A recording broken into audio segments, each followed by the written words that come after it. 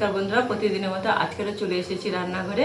আজকে রান্না করব না, আজকে কাঁচা আমের যে গাছ থেকে পেরে নিয়েছি 1 গামলা কাঁচা আমের টক ঝাল মিষ্টি আচার করব। তাহলে পুরো ভিডিওটা প্রথম থেকে শেষ পর্যন্ত দেখতে থাকুন। আমগুলো ধুয়ে ভালো করে একটা ন্যাকড়া দিয়ে ভালো করে গা থেকে জলটা মুছে নিয়েছি। এবারে আমগুলো কেটে নেব।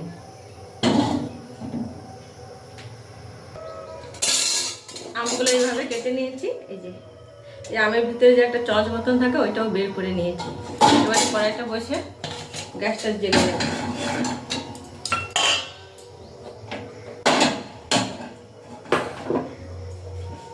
যে কোনো আমের আচার বা যে কোনো আচার কাঁচের জারে রাখতে হয়, প্লাস্টিক জারে রাখলে আচারটা নষ্ট হয়ে যায়, মানে প্লাস্টিক গন্ধ হয়ে যায়।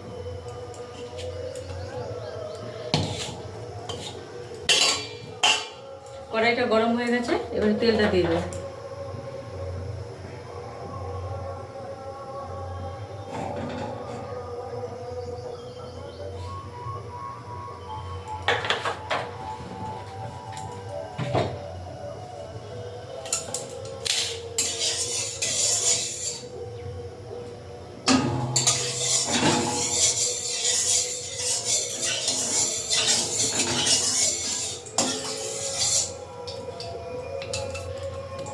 এই আচার রোদে না দিলেও চলবে।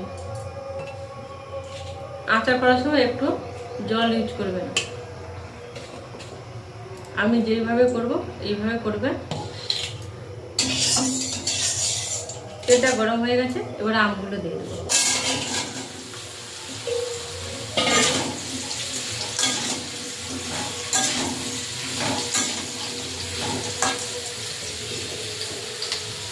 দিয়ে দেবো পরিমাণ মতো লবণ, অল্প একটু হলুদ দিয়ে এবারে আমটা ভালো করে নাড়াচাড়া করতে থাকবো।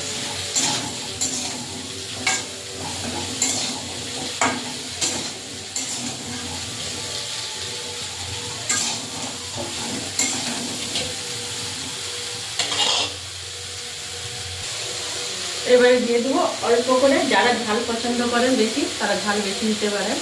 আমি অল্প করে একটু লঙ্কার গুঁড়ো দিয়ে দেবো, বেশি দেবো না, কারণ আমরা ঝালটা কম খাই।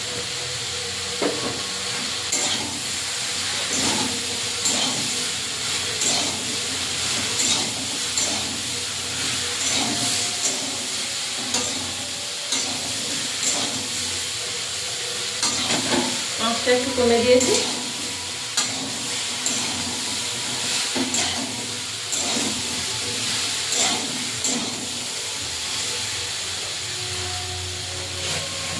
এবারে চিনি দিয়ে দিই।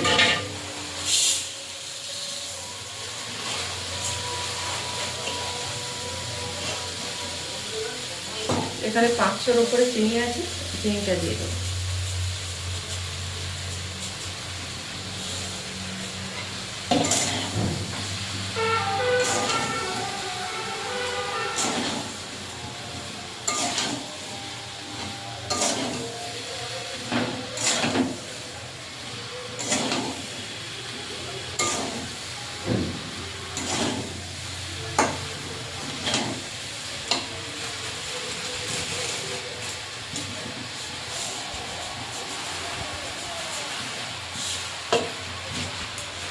এই চিনিটা দিয়ে দেবো।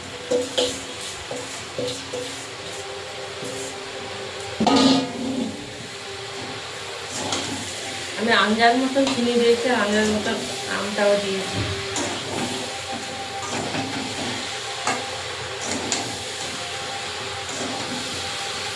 খুব যদি বেশি টক আম হয় একটু বেশি চিনি দিয়ে, এই আমটা খুব একটা টক না।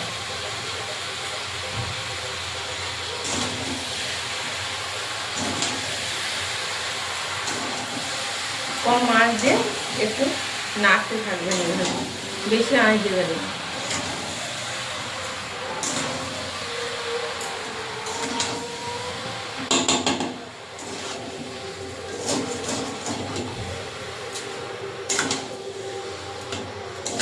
এটা কম আঁচে করতে হবে, বেশি আঁচে দিলে তলায় লেগে যাবে চিনিটা। এরকম বন্ধুরা এভাবে চিনিটা গুলে গেছে, একবারে কম আঁচে এবারে আমটাকে সিদ্ধ করে নিতে হবে এই চিনির জলে, একবারে কম আছে একটু ঢাকা দিয়ে আমটাকে সিদ্ধ করে নিতে হবে। বেশি আঁচ দেওয়া যাবে না, তাহলে আমটা সিদ্ধ হবে না, চিনিটা হয়ে যাবে।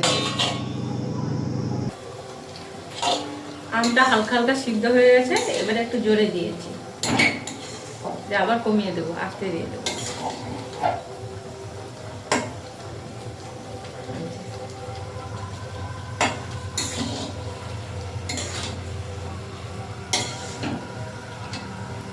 এখানে দিব জিরের গুঁড়ো, ধনের গুঁড়ো, আপনারা মৌরির গুঁড়ো দিতে পারেন। আমি শুধু জিরের গুঁড়ো আর ধনের গুঁড়ো দেবো, এখন দেবো না।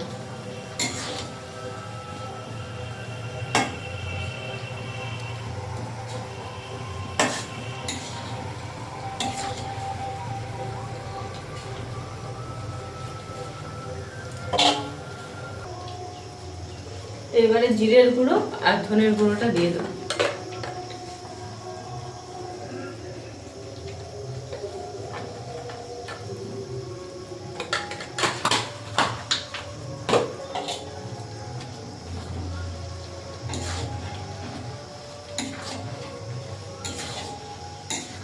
এবারে চিনির রসটাকে ভালো করে শুকিয়ে আচার টাইপের করে নিই। আচারটা হয়ে গেছে, এবারে নামিয়ে নেব। তাহলে বন্ধুরা আজকে আসছি, টাটা।